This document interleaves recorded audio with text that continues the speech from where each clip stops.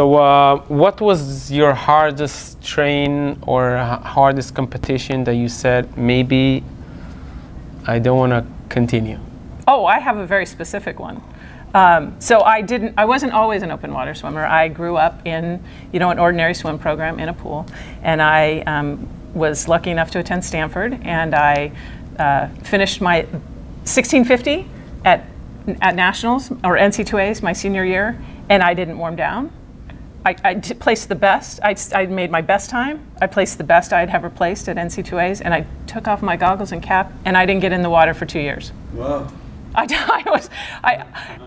wouldn't say I was burned out. I just was not wanting to swim anymore. After the open water, or no? before? So then I ran into. I think anybody who's kind of been involved with the marathon stuff knows Paul Asmuth. He was the English Channel record holder for many years. 850, I think. No, I'm not exactly sure of the time, but okay, it was very fast. Yeah, and I ran into him at one of our local relays, the Tahoe relay, and he said, "You should try marathons with me," because I kept saying, nothing's long enough. While we have a big local series of races here in Pacific, and nothing seemed long enough. So what did you do in these 2 years? It was like so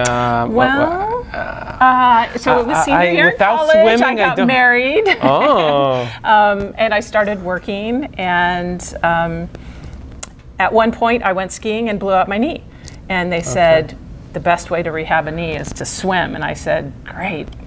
So I got back in the pool, and I walked around the corner to a local pool, and the guys dared me, because I was very sporadic in my attendance, let's say, maybe once a week.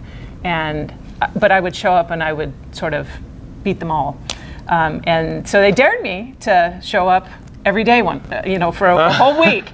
And of course, I don't back down from a dare. So I took the dare and I started working out, and then, I got the bug back. So. And then it just kind of kept spiraling. What one tip can you give Avishag Turek? She's training for 42K in the Mediterranean with high waves. One tip for Avishag. One tip, wow.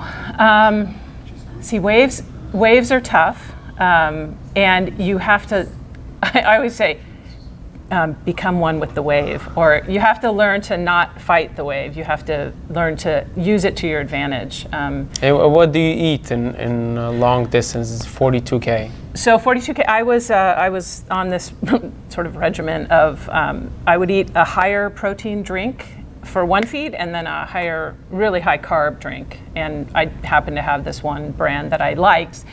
And always pick something that's going to taste good to you in salt water, for one, which is a whole different ball game, as you know, and that you're going to be able to eat for hours and hours on end. The same thing. So train with it, for sure. Do you puke? Do you had a chance to enjoy puke? Once or twice in a race, but luckily I never really got seasick. I'm not susceptible to that, so I'm thankful, certainly, for that. But yeah, everything, Did you enjoy the swim during the swim, the 42K?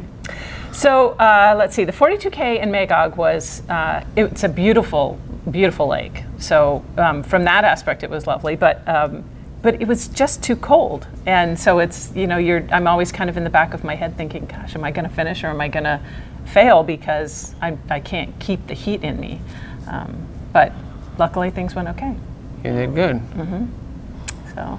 Very good. Good luck. Thank you. Thank you. Fantastic.